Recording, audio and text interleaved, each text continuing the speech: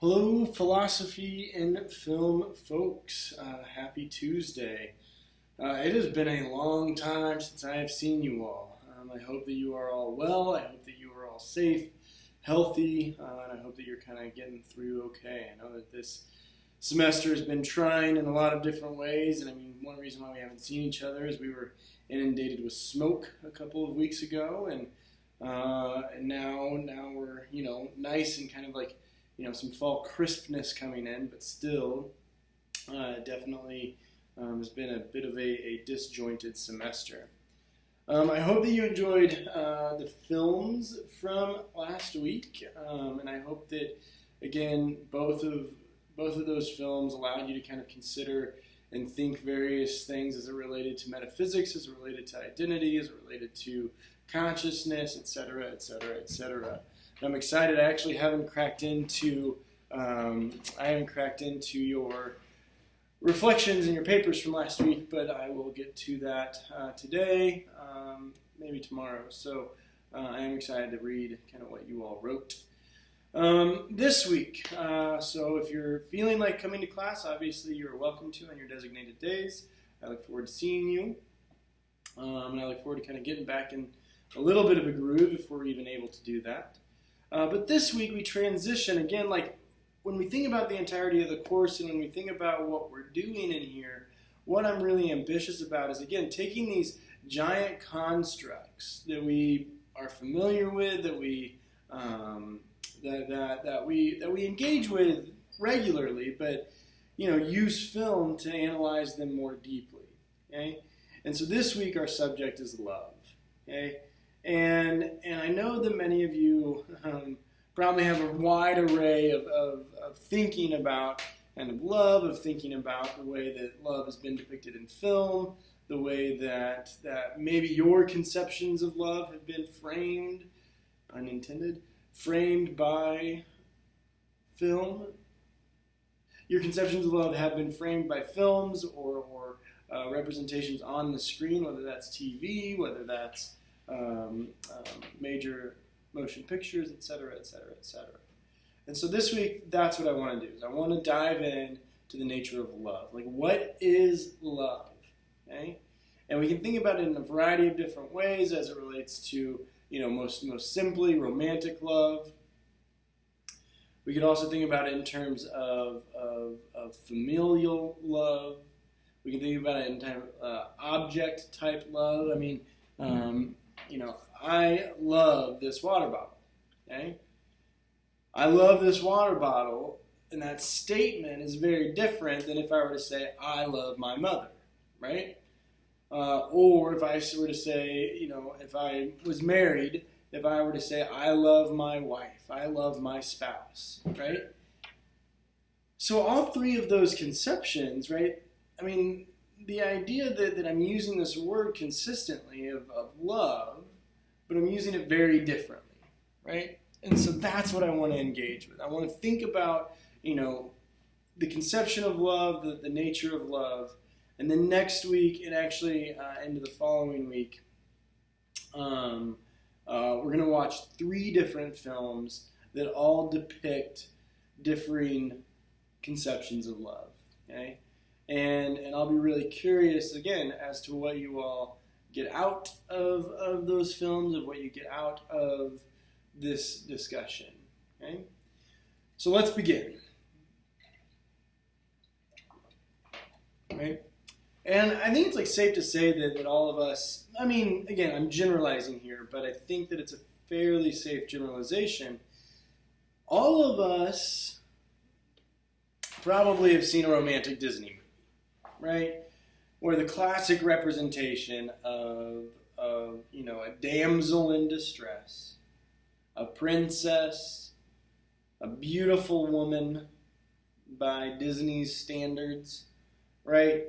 Needing to be rescued, needing to be saved, needing to be kissed by the prince, right? Or something like that, right? I mean, there's a whole kind of trope of movies that, again, kind of have this very specific script as it relates to, in particular, heteronormative gender norms, gender practices as it relates to men and women. Okay, I notice that I'm saying men and women. I'm not saying male and female, right? But this idea of men and women, that it's the idea that the man is strong and must rescue this helpless, right, woman. This idea that I blanked on chivalry, right? This idea of men being chivalrous, right? And we see this, and I specifically want to start with kind of like romantic love and in ways of thinking about the way of this like Disney type love. And especially, I mean, you think about those classic Disney movies, Beauty and the Beast, right? You think about Cinderella. You think about The Little Mermaid, right? Again, like I'm picking very kind of three classic representations that maybe all of us have seen, or again, when we've seen them, we were really little, so we don't remember them. But there is a constant, again, trope that's being played here in all these films.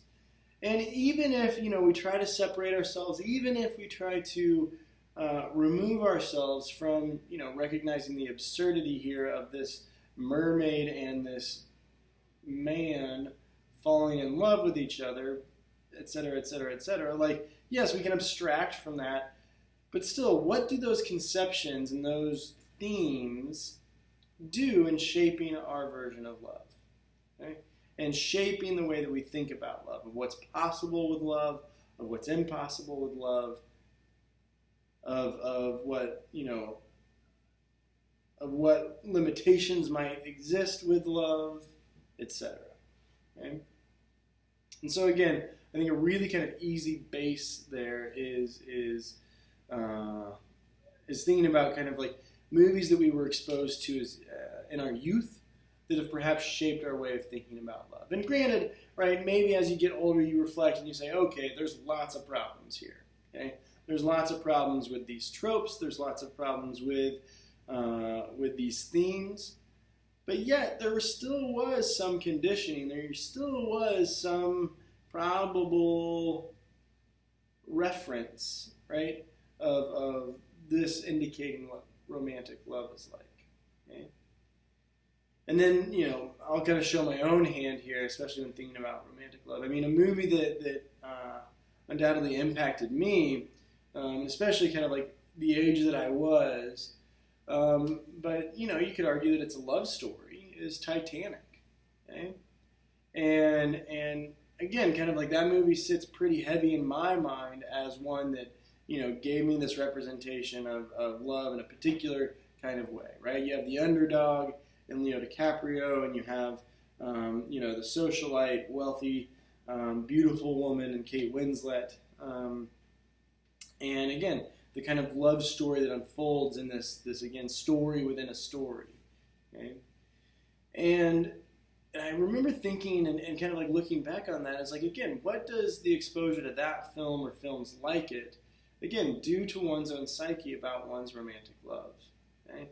And then just as a bit, maybe this is a bit comical, but I was in high school when The Notebook came out, and I was in my I was in my first serious relationship, as these high school relationships go, and my partner at the time and I watched The Notebook and thought that that's what our love should be like, and thinking about this in terms of being 16, 17 and being really impressionable, being really kind of swept up, and being again kind of in that first intense kind of romantic relationship, and at this time this movie that again kind of swept across society as it related to The Notebook, right, and how that impacted her and I's relationship, how it impacted, again, our conceptions of love, of what we tried to emulate, of what we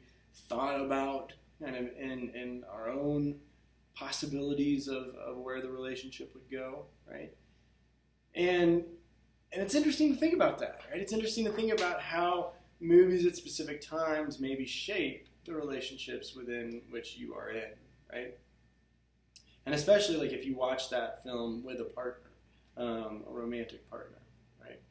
And then as we've seen kind of over the past couple of years, and as kind of like there are various kind of conceptions of love, because again, especially as we think about like romantic love, we think about it in terms of we think about it often in terms of men and women, male, female, and we think about it again as these kind of like underdog stories, or these kind of swept off the feet stories. And so, what does that do to the way that we live in our own lives with our expectations about love, our expectations about relationships, both perhaps on the beneficial side of it, but also perhaps the detrimental side of it, right? And the one kind of romantic movie that we've seen thus far was that film 97%, right? And thinking about this idea of how is technology now, and our phones and our connectedness with apps, our connectedness with the ability to be instantaneously connected to so many people, right? How does kind of that connection then sway and change the way we think about the possibilities and expectations of romantic love? So these are all just, again, kind of questions and observations, and these themes I would kind of run with in class, and we would see where these discussions would go. I'm going to pause, and then in the next video I'll put some, kind of talk more concretely about some ways of potentially thinking about love. So see you in just a second.